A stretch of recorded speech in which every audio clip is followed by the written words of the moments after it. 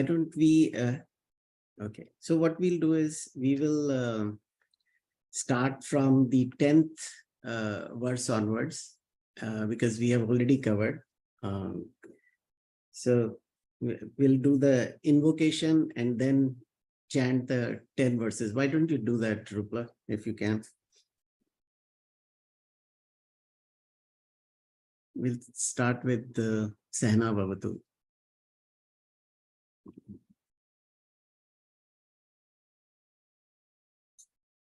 Sahana Bhavatu, Sahanau Bhunaktu, Sahaviryam Karavavahai, Tejasvinavadhitamastu ma vidvishavahai. Om Shanti Shanti Shanti. Atha Prathamodhyayah. Sanjaya Uvacha. Aparyaptam tadasmakam balam bhishmabhirakshitam paryaptam tvidame balam bhimabhirakshitam anayeshu cha sarveshu yatha bhagam avasthitaha bhishmamevabhirakshantu bhavantah sarva eva hi tasyam sanjanayan harsham kuru vriddha pitamaha simhanadam vinadyochaihi shankham dadmau pratapavan tatah shankhascha bheryascha panavanaka gomukhaha sahasaivabhyahanyantah sashabdastu mulo bhavat tatah shvetairhyayirukte mahati syandane sthitau madhavah pandavaschaiva divyau shankhau pradadmatuhu panchajanyam rishikeshah devadattam dhananjayah paundram dadmau mahashankham bhimakarma vrikodarah Ananta Vijayam Raja Kunti Putro Yudhishthiraha Nakulah Sahadevascha Sughoshamani Pushpakau Kashyascha Parame Shvasaha Shikhandi cha Maharathaha Drishtadyumno Viratascha Satyakishcha Parajitaha Drupadau Draupadeyascha Sarvasha Prithivipate Saubhadrascha Mahabahu Shankhan Dadmu Prithak Prithak Saghosho Dharta Rashtranam Hridayani Vyadarayat Nabhascha Prithivim Chaiva Tumulo Vyanunadayan Atha Pravasthitan Drishtva Dhartarashtran kapidhvajaha pravritte shastra sampate dhanurudyamya pandavaha rishikesham tada vakyam idamaha mahipate. All right. So far what we had done is Dhritarashtra asks a simple question to Sanjay: what is happening in this Dharma Kshetra, Kurukshetra? You know, what is happening in the battlefield where my sons, Mamaka and Pandavaschaiva, and the Pandavas, what happened to them, you know? So now Sanjay is basically narrating the whole thing. So till the verse 19, it is setup of that battlefield, you know, how everybody is reacting. So who is situated where, all that is described in the first 19 verses. So we have covered up to 19, where he starts with Duryodhan, who is a maha-selfish guy, you know, who's basically talking about, you know, that these people have come to die for me, you know, tyaktva jivitaha, you know, they have come to give up their life just for me so that I can stay as a king, you know. So he doesn't have a remorse about anything. He thinks the world is there to serve him. So he's at that pedestal. And when he is trying to, the first, you know, scene is where these two, you know, I shouldn't say teams, the two Pandavas and the Kauravas are actually in the battlefield against each other. And Duryodhan goes to Bhishma and he just starts to talk about, look at them, you know, they look so brave, they look, you know, their bows look so big and everything is scary about them. And when he sees that there is no response from Bhishma, he's trying to basically just to invoke some anger in Bhishma, because Bhishma was in a very stoic pose, you know. When you are in war, you have to be like really agitated. So he thought that he can just create some agitation there. But when he didn't see that, so there, then he is, now Sanjay is telling about the mindset of Duryodhan when he tried to do all that. So he says, aparyaptam tadasmakam. That means it looks like that we are aparyaptam. I don't think we are really ready to get into this war. Looks like they look much more prepared than we are, because, you know, that bhaya was there, the fear was there in him, that because he was on the wrong, he was on the adharma side, so that fear had to be there. And balam bhishma bhirak, and who he was scared of? See, on their side, he wanted Bhishma to be, you know, as the main character, main commander-in-chief. On the other side, it was Drishtadumna. But instead of saying that, look at Drishtadumna, he says, look at Bhishma, Bhirakshitam, because he was scared of Bhishma. No, not Bhishma, Bhima, because Bhima was his like biggest rival. And he always, he had never won with Bhima, because they fought on the same plane, you know, they were both Gada Dhari, you know. So he was scared of him. So he said, look at Bhima, you know, their army is, though Bhima was not the commander-in-chief, but that's the name that came to him. And now he says about his own side of things. Now, once he starts to, basically he's lamenting right now. And then he says, okay, you know what? Since Drona is not responding, then I have to basically talk to Bhishma. And then he says that at that point, he looks at his generals, you know, and he addresses them. He says, okay, you know what? All of you guys take position, you know. Now he's like commanding, you know. He says, this Dronacharya didn't do anything, so let me take charge of him.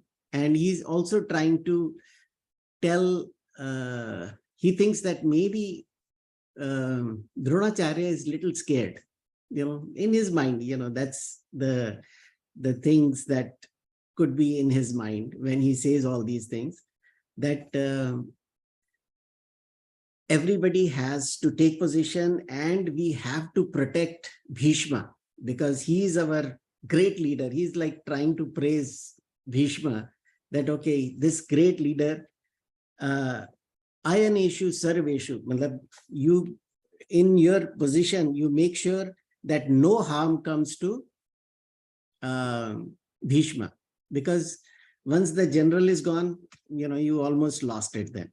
So he wants to make sure, and he's also trying to convince them that make sure that the Shikhandi doesn't come in front of him, because Shikhandi could be the the weak point for Bhishma.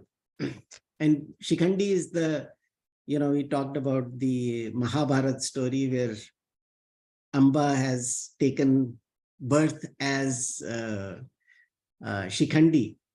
There is a story that comes in Mahabharat where Shikhandi is actually born as a girl. And then he says, but I have to go and fight the war with Bhishma. So I have to actually become a man. So he goes through tapas, where he actually goes through a sex change. They say that he did it through tapas, that he became a man. And then he got trained as a warrior to take part in this. And he is known as Maharathi. We'll read that also about him, that he was a Maharathi. Maharathi means the one that commands 11,000 soldiers. So that's a Maharathi. So that's his type, So now they are now ready to look at what is going on. And so Bhishma hears and he sees that this guy is now really nervous. To please him, to give him a little more encouragement, he takes his conch, that and Kuru Vradha Pitamaha. So Kuru Vradha is the senior in the Kuru Vansh. So Kuru Vradha, he takes his conch and he blows it, so he said, this is just to please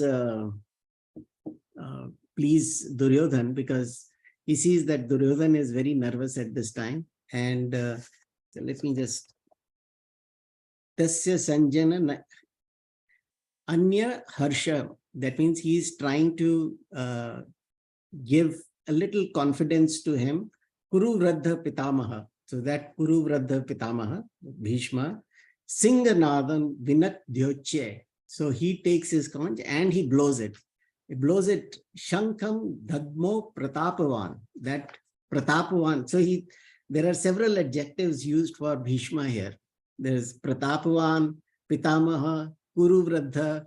So all these are adjectives for Bhishma, that he blows it as the roar of a lion, because that roar of a lion then scares even the elephants, So that's what is meant here. So he takes his conch, and this is to just make sure that Duryodhan gets some confidence, because he sees the nervousness in Duryodhan. And so now from here to 15th or 16th, we will see how everybody is reacting to that, the Singhanad, the conch that was blown by Bhishma. So this was on the Kaurava side. Tata Shankascha Bhairiyascha Pandavan ka Gomukhaha. Now on the Pandav side, so now the focus has shifted from the Kaurava army to the Pandav army. So now they are saying, so what is happening on the Pandav side? So Pandavas are also, not going to sit quiet. So who is the one who is Sahaseva Bhya Panyanta? And these people are the ones who are have been ready to fight. The Pandavas, they had been waiting for this day. So they were all ready. And the sounds that they make, it says tumulo abhavat. Tumulo. There is an English word called tumultuous. Check it out in the dictionary. It comes from this tumulo, from the Sanskrit word tumul. Tumul means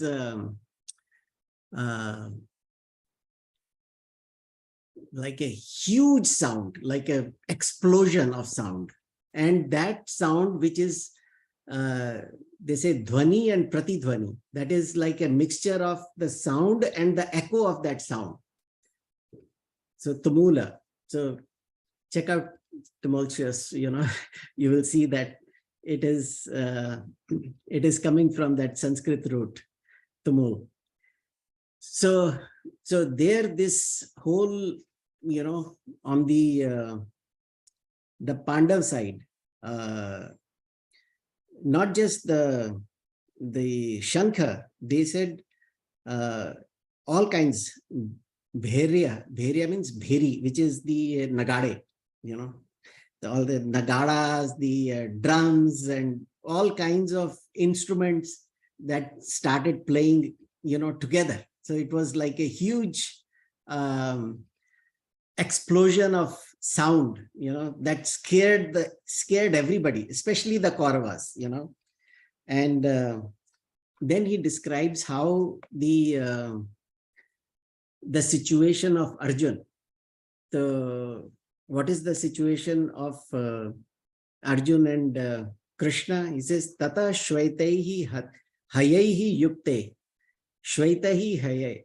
So they were sitting on a rath, which was which had white horses. The story of this rath was that it was given to Arjuna by Agni.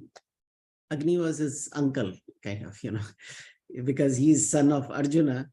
And Agni, when he was in that 12-year Vanvas, so he had spent quite some time in the heaven, learning the art of Divyastra. And there he was given, because he was such a great student, and they gave him this rath. And so they describe this rath as Tata Shvaitaihi Hayaihi Yukte. That means with this, and they use the word Madhava. Madhava was the charioteer. Krishna was the charioteer. And Madhava Pandavaschaiva Divyo Shankho Pradudyuma. That means they then blew their conches. This is that the ultimate sound came from these guys. These when they are focusing on, who is telling this story? Sanjay is telling the story. To who? To Dhritarashtra. He's basically telling, your team is scared, He's kind of psychologically playing this game with Dhritarashtra by undermining what Duryodhana is doing and giving so much more importance to the Krishna and Arjuna. So he says, so these people in that the Ratha, which was basically, given by Agni, and it was, Bhanti. So the word he uses, Madhava. Madhava means the husband of Lakshmi. So that Lakshmipati, who is playing the charioteer for Arjuna, and he's the guide, he's the mentor, he's going to lead this war.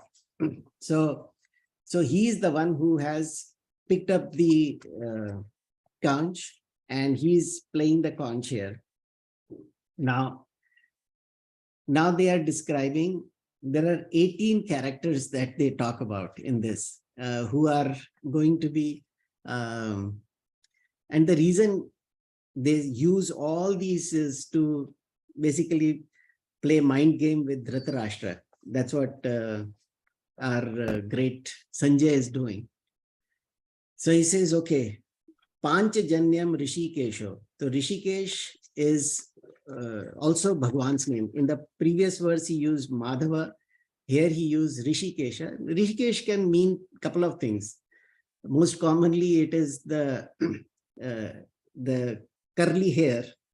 That's one name. But the real meaning is Rishik Ishaha. Rishik Ishaha means the one who is the controller of Indriyas.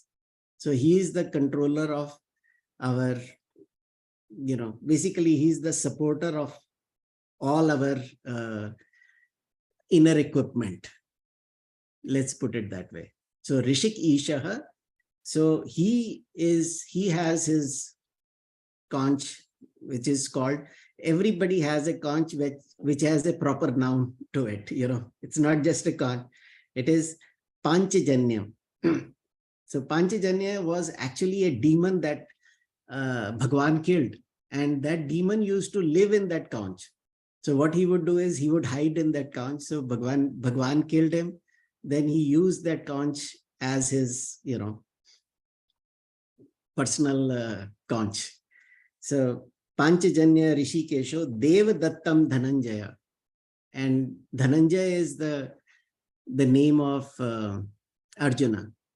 So he uses the conch called Deva Dattam. And Bhima uses Dhananjaya Pondrak. Pondra is the conch of Bhima. And they use the word Dadmo Mahashankha. So his was like a really big one because he was the one with full of energy. He's Pavan Putra, so he could blow it as much as he wants, right? So, and his name was Bhima Karma. In this one, they use the word Bhima Karma because he had killed so many demons in his, when they were in 12-year Vanvas. And that time that name got coined for him, Bhima Karma. And Vrakodara. Vrakodara is the one with the healthy appetite, so he could eat as much as he wanted. So that was his, and they said that he had, normally we have Jataragni, that was the one that actually digests our food in our stomach. So he had another Agni in him called Vakra Agni, so that was an additional help for him. So Panchajanya for Rishikesha, Devadattam for Arjuna, and Pondrak for Bhima. And then he says, the other ones are Ananta Vijayam Raja Kunti Putro Yudhishtharaha. For Yudhishthir, they use the word Raja and Kunti Putra. So two things are used. Yudhishthira, his conch was Ananta Vijayam. These can be all on KBC one day, what was the conch for Bhima, or what was the conch for Yudhishthira? The Ananta Vijayam. Nakula Sadevascha Sughosha Manipushpakau. So for Nakul, it was Sughosh, his conch, and for Sahadev, it was Manipushpak. So then we have the other people, and they don't give the name of the conch here, but they say these other people, they named Kashiraj, Maharathi Shikhandi, Drishtadumnya, Raja Virat, Ajay Satyaki. Satyaki was a very good friend of Krishna Bhagwan. They had like a companion since their school days. And then Drupad, Draupadeya. Draupadeya were the 5 sons of Draupadi.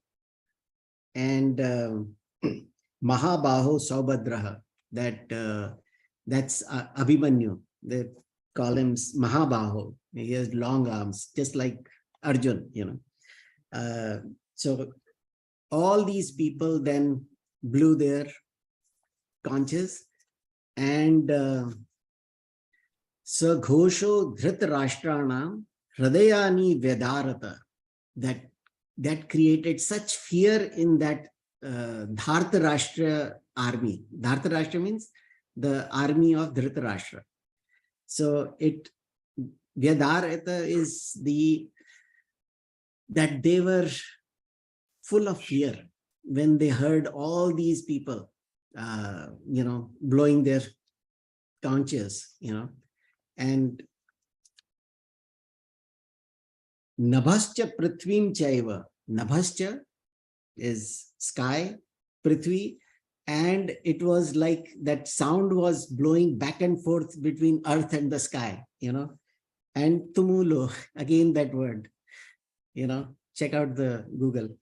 Vyanu Nadayan, that nada, that sound that it made, it scared everybody. Basically, the Dhartarashtra. But Dhartarashtra also would mean the one who had taken away their Rashtra by cheating, by Dhurtapana, that they had snatched their kingdom by cheating.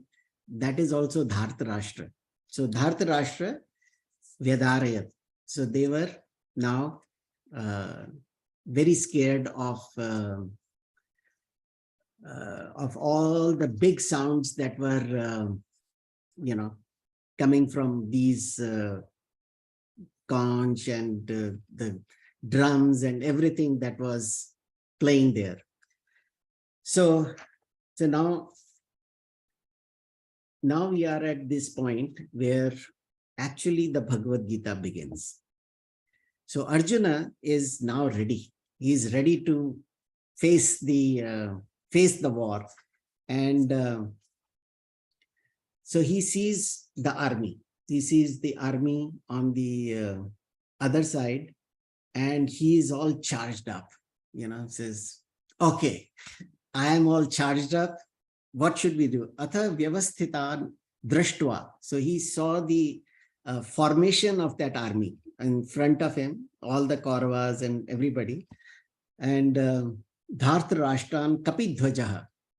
See, here again they use the word Kapidhvajaha. Just to tell you a story of Mahabharata about this Kapidhvaja. So once when they were in the 12-year Vanvas, one day a beautiful Parijat flower that blew with the wind and came to the footsteps of their hut, and Draupadi picked it up and says, "Wow, this is so beautiful." So she called Bhima and says, "Go get me some more." He said, "Okay," they had all the time. So he went, and that's where he met Hanumanji. And when he didn't recognize him, but then, the story goes that he was tested a little bit, and then Hanumanji said, "You are my brother. You are son of Pavan. You are brother to me." And they had a long discussion, and then Hanumanji asked him, "What can I do for you? Ask me some Vardhan, ask me something." So he says, "I don't know what to ask you, you just help us whenever we need help." He says, "Don't worry about it. I will be there when you will most need me." So Kapidhvaj is where he used to sit on top of the chariot. And there's a story that, when Arjuna was fighting Karna, and when Karna would hit an arrow to the chariot would move like 6 to 10 inches back. And Krishna would say, "Sadhu, sadhu, wow, such a glorious, attack." And when Arjuna would attack, it would go like 3 feet, 4 feet, So Arjuna was asking, when I do that, you don't say anything. But when he does it, he moves like few inches and you say, "Sadhu, sadhu, what is all this, on whose side are you anyway?"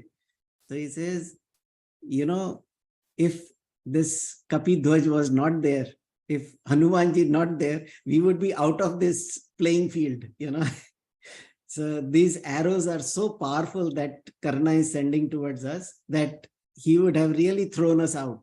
But because of this Kapidhwaj, we are safe. So that's the Kapidhwaja. Pravarte Shastra Sampate Dhanur Dhamya Pandava. Now, this Pandavas, the Pandava means here Arjuna, is picks up his arrow, his bows, and he says, okay, because that Shankanad had happened means it is beginning of war now. So he's all set up, ready to fight. Dhanur Dhamya means he is holding this bow now, now full ready for the war pose. Rishikesham tada vakyam idam aha mahipate. And then he said this to Krishna. What did he say to Krishna? Now we go to the 21st verse. You want to chant that? Maybe 21 and 22? The half of 21 and the 22. Arjuna uvacha senayorubhayormadhye ratham sthapaya mechyuta yavatennaniriksheham yodhu kamanavasthitan kairmaya sahayodhavyam asmin ranasamudyame. All right. So now this is the first time that Arjuna has spoken. This whole Bhagavad Gita is a dialogue between Krishna and Arjuna. Krishna doesn't say a single word till like the second chapter. But here Arjuna is, but what you will see is the change in his mindset. Here, Ved Vyasji has like such nicely displayed how our feelings and emotions take over us. He is ready for a war. He has picked up his bow, ready to go in. And this is Senayor Ubhayor Madhye. He says, take me to the center of this battlefield. What did Duryodhan do? Duryodhan went to Dronacharya and he was lamenting about, are we ready for the war? Is it, are they big enough for us? Or, are we prepared enough? All these things were coming in Duryodhan's mind. But Arjuna had no doubts about anything, he was all set. He told Krishna, take me to the middle of the battlefield. We are ready. I just want to see who I have to kill, just so that I have a better view of who my enemy is, This is Sthapaya me Achyuta. This word is very important here. Achyuta. Achyuta is the one that has no divisions. That means there is no confusion in him. There is no, he's firm about who he is. His clarity is absolute, So that's the word they use here. See, they use different names for Bhagwan and they use different names for Arjuna also, And there is always a purpose behind why they used that name. Achyut means that one which has, Chyut means something that is broken, or that has segments.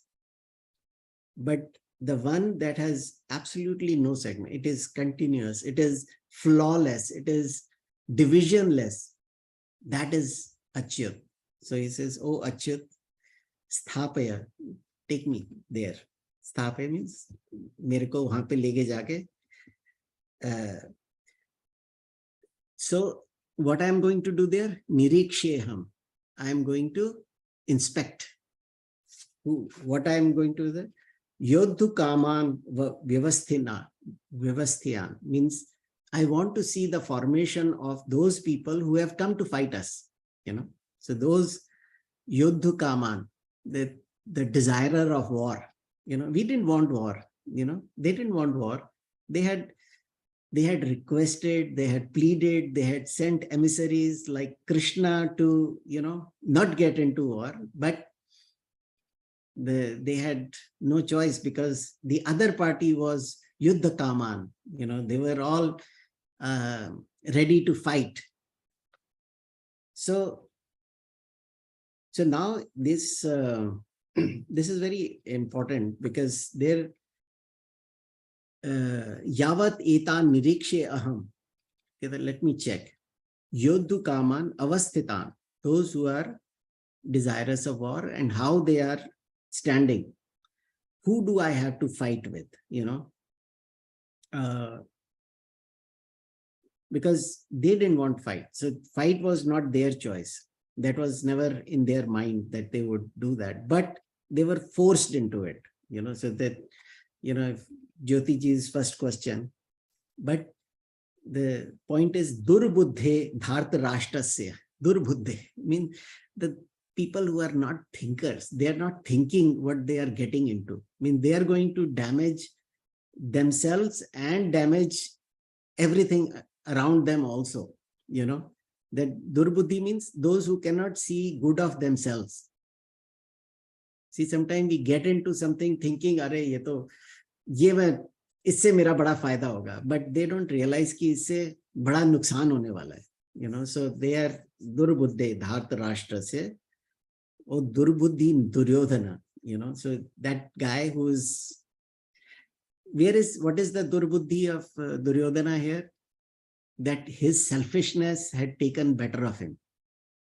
He thought that he could, because he has this whole army, he controls things, then he can take advantage of it. That was his durbuddhi. So, or usko, the people there, basically his Chandal Chokadi and people around him, they were all praising him all the time. Oh, you are the greatest, you deserve it, you are the boss. So he was like, chad gaya ekdam सातवें आसमान पे. So he was always, and Karna was playing a very bad role in that also. So anyway, so here there is a verse in Ramcharit Manas where, where in his courtroom of Ravana, he's telling something. And so everybody is saying, you are so great, you are so right. He says, dikhave, means by showing themselves, see, I agree with you, sir, I agree with you, you are the greatest, So, sab dikha ke usko bata rahe the ki we are with you, Jabki they knew that what he was doing is wrong, still they were, so durbuddhi. Now he's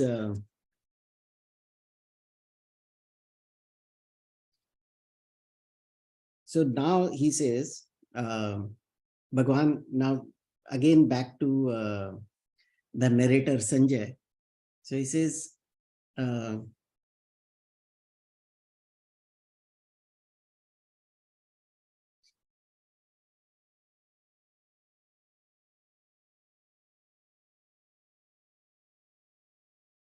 now Sanjay is saying that once Arjuna told him to take him to the center of the battlefield, then Sanjay says, Sanjay uvacha eva. I'm just reading it now. We'll wrap it up after this this verse. Eva mukto rishi kesho gudakeshena bharata senayor bhayor madhye sthapayitva rathottamam. Now here Sanjay Vacha, Sanjay is telling Dhritarashtra that aisa कहकर, when Arjun said, take me to the middle of the battlefield, he says to Eva Mukto, Rishi Kesho, when he told it to Bhagwan that take me there, Guda Keshena Bharata. So now these are the different names of Bhagavan and Arjuna here. So Gudakesha, the Bhagavan says, okay, he didn't say anything. He just took him where? Senayor Ubhayor Madhye.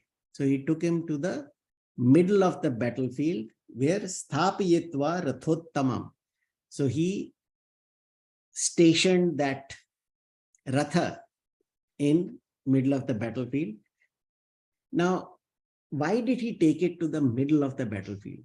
That, some of the commentators always talk about why middle of the battlefield? Why did he have to go where he went? So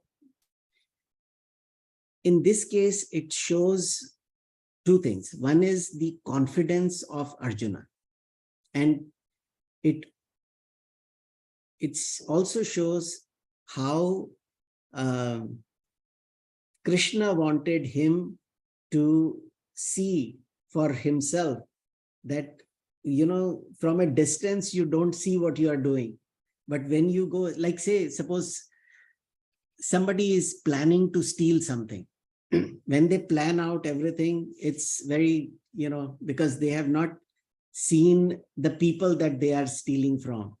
But if you take them to their house and they have to see them up close, then they may get nervous about it, So here, Bhagwan is trying to show him that, what, you may be acting very brave at this time, but I see a little bit of attachment in you, because the way he said it, or the way the words he used, says, I have to basically cleanse you of all your delusions before you get into this war. So Bhagwan had a prayojan, his prayojan was to enlighten Krishna. Basically, he uses uses Arjuna as a nimitta. Nimitta means as a क्या बोलते हैं उसको? Instrument. As a example.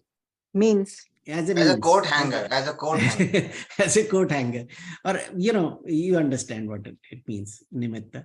So he's using Arjuna as a nimitta to teach us this whole, because this is not a simple granth.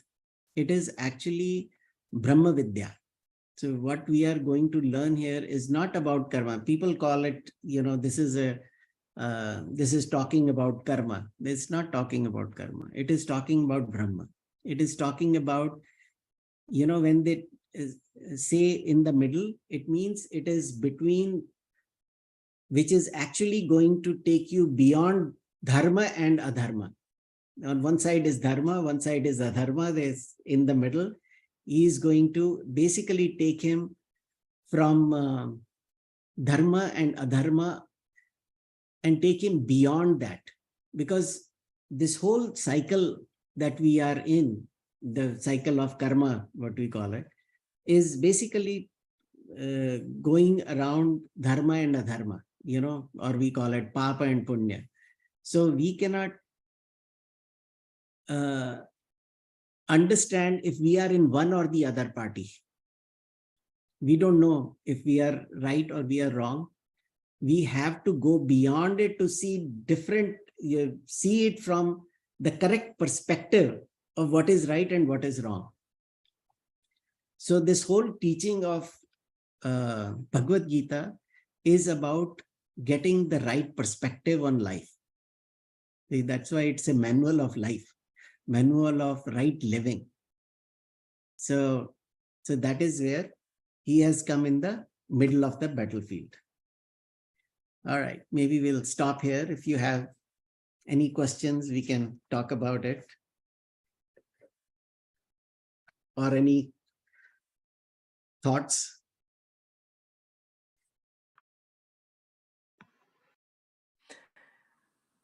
So Rajiv,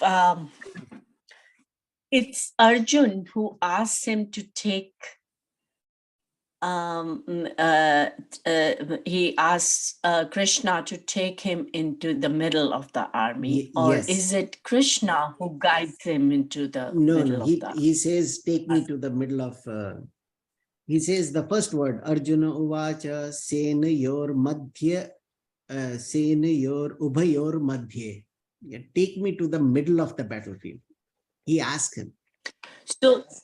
So he's aware that what he will find over there is his dear ones and everybody whose eyes he has to look into, who he's going to fight. He's aware of that. He's aware of, absolutely. He's aware, but he is also unaware. The impact of that, what he'll find, is he is unaware of that. He's aware of who, he knew Bhishma is on the other side.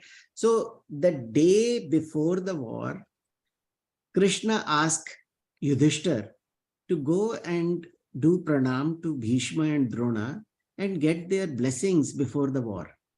So the Yudhishthir goes there. He has no confusion. He says, Bhagwan, I have come here to take your Ashirwad. You are the elder, you are our Guru. You tell us, you please give us your Ashirwad. And they both gave him Vijay Bhava. So there is no confusion for Yudhishthir. He knows who he is fighting. He has taken their permission. But for Arjuna, who was a little more emotional, so for him, he did not realize that this war is going to bring so much of emotional upheaval for him. He didn't understand that. He knew who he was fighting, but he didn't know who he was fighting from the emotional perspective. From a physical perspective, he was very clear, and he had taken his bow. He was holding it tight in his hand, that ready for war. Thank you. Sure. Yeah, that makes it more clear. Yeah. Rajiv ji,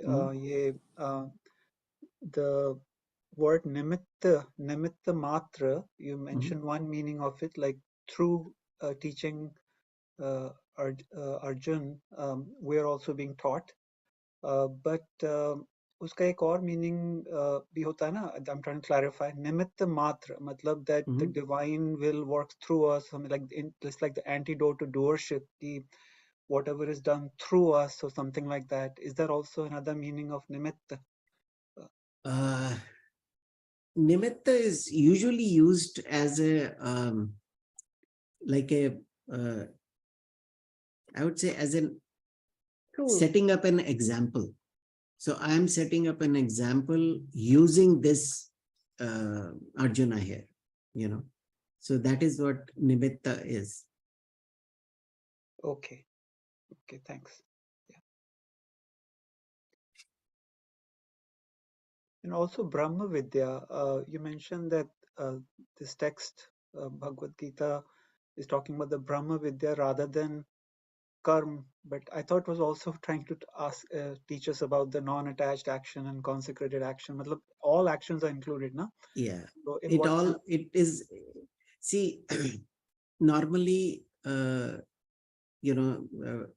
as we discussed in the very first one class, that there is two dharmas, Pravritti dharma and Nivritti dharma. So it actually leads from Pravritti to Nivritti.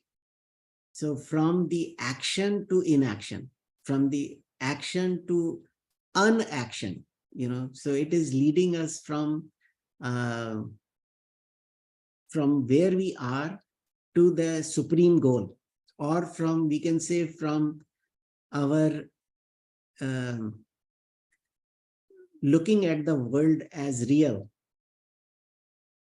from the participativeness to observer, so I become observer of all the actions rather than being the participant. When I see that, normally we have two types of bhava, karta bhav and bhokta bhav. Bhav is our emotions, right? So either I am saying I am the doer, or I am the enjoyer. So both actually have false identities that we adopt. Neither I am karta nor I am bhokta. I am a sakshi to both karta and bhokta. Who is karta bhokta? It is the ahankar, which is karta bhokta. So it is actually taking a step backwards or more inwards to observe the ahankar in the karta bhokta mode and see myself different from that ahankar. Right now, I cannot see myself different than that. So even the one is taking the actions, choices, decisions from, let's say, the doership ahankar bhav, there is this sakshi awareness that's watching it happen. All the time. You cannot, there is not a time when that sakshi is not there. Ahankar can be absent, like in deep sleep. The ahankar is missing, right? But sakshi is always there.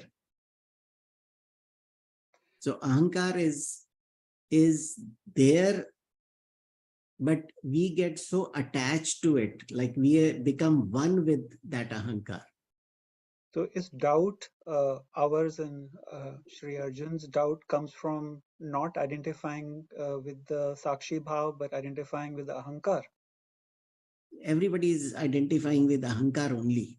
Only Krishna identifies with that sakshi. But the point is to take us from that ahankar to sakshi. So Bhagavad Gita is not between two people.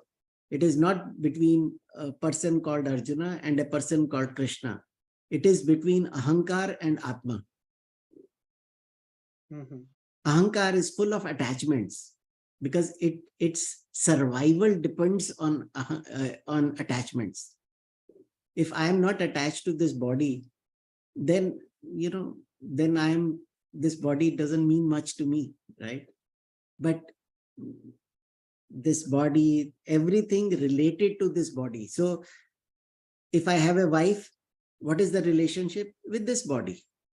Children with this body, house with this body, so everything that I think is attached to me, if I know that this body is not me, then all these attachments mean nothing to me at all. You understand? Meaning presumably, even if you identify with the sakshi bhav, since one can still exist in the relative world, matlab actions continue to be taken and things like that, but you no longer have that sense of attachment if you stay with sakshi. I'll go one step further. If you say that I identified with Sakshi Bhav, then who is identified with Sakshi Bhav? It is in the Ahankar, right? Now, Ahankar says, I'm actually a Sakshi. Okay, so I am done with this. No, you cannot do that. That when the Ahankar drops, then only Sakshi Bhav is available. So as long as Ahankar is there, you cannot say, I should have this Sakshi Bhav, or I should then focus on that. Then it is Ahankar only that is saying I am Sakshi. He has just taken another name. Like I can say, oh, I am now,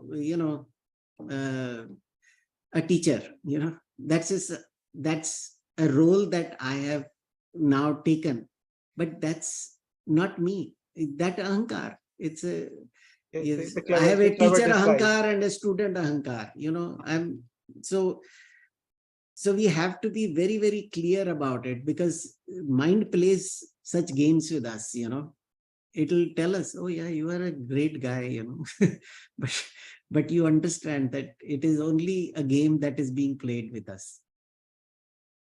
But that means you cannot arrive at Sakshi Bhav by doing anything. There is no karma. Karma is a cycle that cannot take you out of karma. No matter what you do. If you say, oh, I will meditate and get out of it. No, you will get out of it as long as you are in meditation, the moment you get out, you are back into the samsara. Then you will say, I am a meditator. So ahankar has taken another name, a meditator. So, but excuse me. Carry on, sorry. carry on. Go ahead. No, go ahead. No, but the karmas that we have to perform, they are, when we identify with the body only, then we'll perform the karma, isn't it? Like, Sure. I mean, this Sure. You should. soul There's is no not wrong. performing the karma, and then we do have to once in a while identify with the body also. No, all the time you identify with body, but in your mind have that clear clarity. We cannot do karma without this body. That's given. There's nothing, there's no magic to that. It is not like it is. Even Krishna was playing the role of Krishna, as a being, as a person. But point here is the attachments that we develop by that is what causes the problems. So the clarity has to be inside. It is not something you have to tell anybody. It's not like you have to. Point is, by doing something, you cannot achieve that. That's all I am saying. But point is not like you cannot stop living. You have to be, that ahankar has to continue. It's not like Bhagwan is not against ahankar. Bhagwan is saying ahankar is not everything, and you should understand that part. The dukh that we are, sufferings that we are going through, the moha that we have is because of the wrong understanding and not because of ahankar alone. It is because we identify with something that we are not.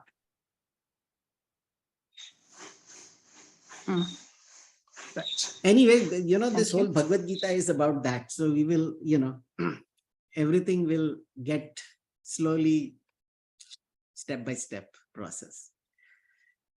We are in that state of, abhi to uska vishad shuru bhi nahi hua hai. But to follow up on an earlier question by Jyoti ji about the dvand or doubt that he feels, this is central question of dharma. What is dharma and what is adharma? Yeah. So as Jyoti ji was recounting his thoughts, from a certain point of view, those could also be considered dharmic kind of a viewpoint. Absolutely. Why was Arjuna chosen as the recipient for Bhagavad Gita? He was chosen because he had that love for people, because he had no selfishness. He was kind of in that state of sorrow, not because he lost anything. He was in a state of sorrow because he saw the calamity that was coming. So point is not that that he was wrong or right. The point is that he could have thought of it a day before, then nobody had to come to the battlefield. It would have been handled a day before or 2 days before. It's like somebody goes for marriage, दूल्हा बैठ के घोड़ी पे आ गया है और जब दरवाजे पे आ गया तो got cold feet, अरे यार ये क्या कर रहा है? And people say, अरे नहीं करनी थी शादी तो कल बता देता, So you don't have to create all this band baja barat. लेकिन हमें कैसे पता लगे कि हमारा धर्म क्या है?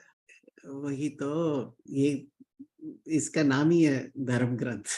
So it will tell us what our कहते हैं ना कि कौन सा धर्म सबसे क्योंकि धर्म में भी तो कई है ना, इसमें भी ये बताएगा, this is my वर्ण धर्म, जाति धर्म, फलाना धर्म, स्त्री धर्म, पुरुष धर्म, ये सब हमारे धर्म है. लेकिन how to understand which one is better or which one is that we have to choose between two. Sometimes it is not between right and wrong. It is also between two rights. The confusion is not between right and wrong. Those are very clear. I can choose, मेरे को plastic खानी है कि सब्जी खानी है, that's not a confusion. That's very clear. point is कि रसमलाई खाऊं या सैलेड खाऊं.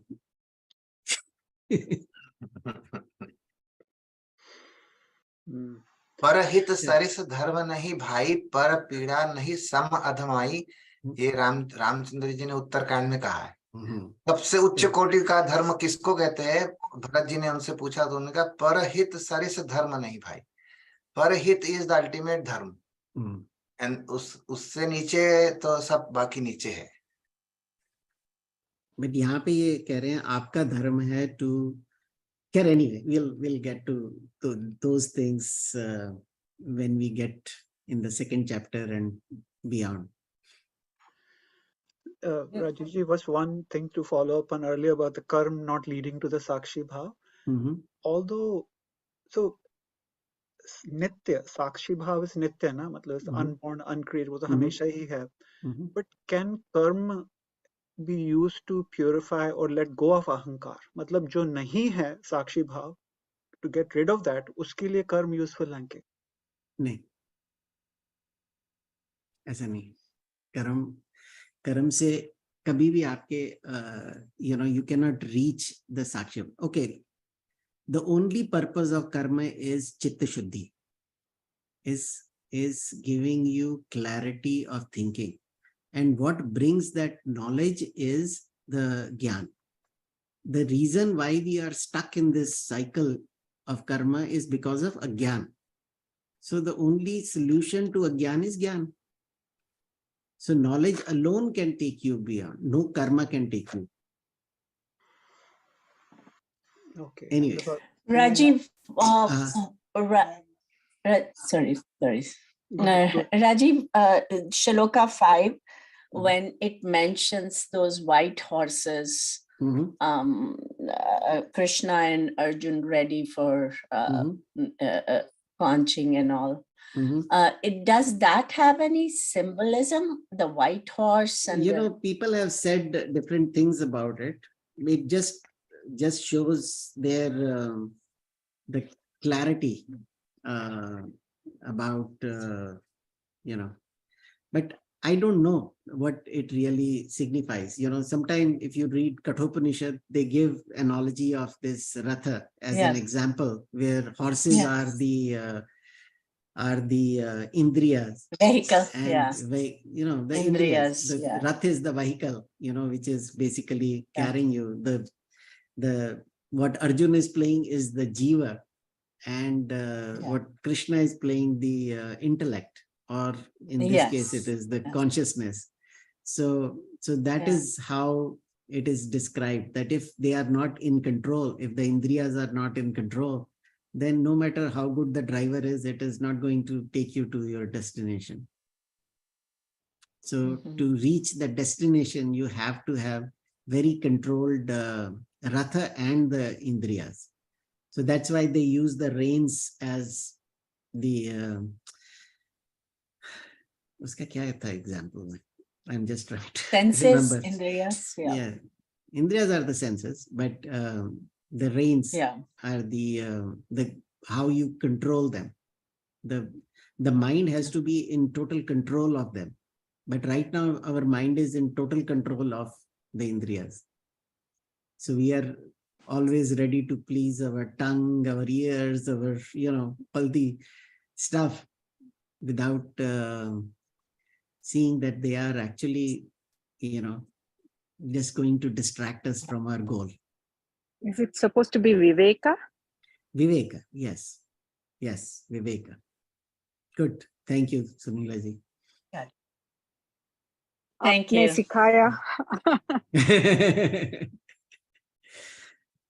सिखाने वाले को भी दोबारा सीखना पड़ता है, नहीं तो भूल जाते हैं. All right, let's conclude.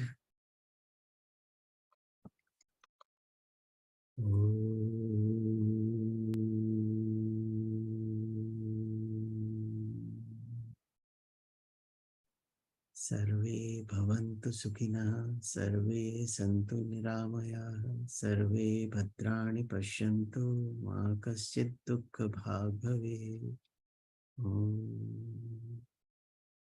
All right. We'll see you Tuesday. Now we'll see how the mind of Arjuna is